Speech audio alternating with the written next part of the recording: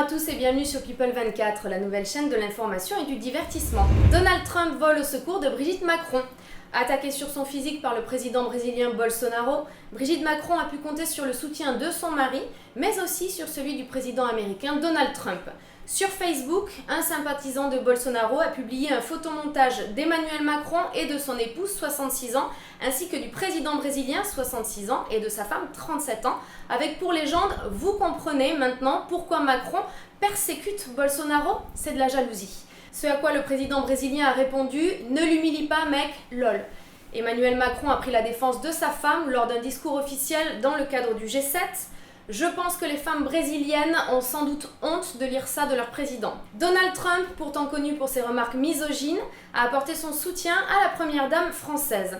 Il a en effet déclaré au début de sa conférence de presse commune avec Emmanuel Macron lors du G7, je le cite, « Brigitte is a great lady ». Brigitte est une grande dame.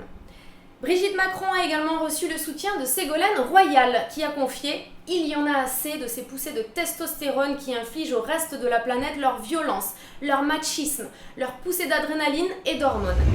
Ségolène Royal qui n'a pas hésité à épingler les infidélités de François Hollande. Dans un dossier du Monde sur le destin tragique du Parti socialiste, Ségolène Royal a confié « Hollande a trahi plus que Macron, déjà sur le plan personnel ». Et elle a ajouté « La raison de l'effondrement du quinquennat, c'est la désinvolture personnelle, cela va de soi, mais aussi la désinvolture politique ». Une ancienne première dame s'amuse de ses rides sur Instagram. Carla Bruni Sarkozy a posté une reprise à la guitare de Champs-Élysées de Joe Dassin avec un filtre Snapchat pour lisser les effets du temps. Et elle a commenté « Rien de tel qu'une petite vidéo en Snapchat, mieux qu'un lifting » et une légendaire chanson du grand Joe Dassin pour revenir 30 ans en arrière. En 2018, Carla Bruni se confiait déjà sur le temps qui passe au magazine italien Io Donna.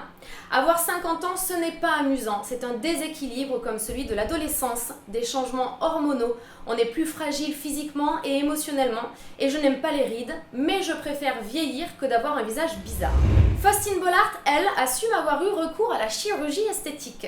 Invitée sur le plateau des Terriens du samedi sur C8 en mai dernier, elle avait confié « Je me suis fait opérer des paupières parce que j'avais les paupières tombantes. Ça me dérangeait, d'autant plus que je travaille à la télé avec une caméra braquée sur moi. » L'épouse de l'auteur Maxime Chatham conclut « Ça va, on est en 2019, on a le droit de pouvoir corriger ce que l'on veut. » Une autre animatrice a opté pour la médecine esthétique, elle. Il s'agit d'Alessandra Sublet, davantage adepte des techniques douces pour lutter contre les signes de l'âge.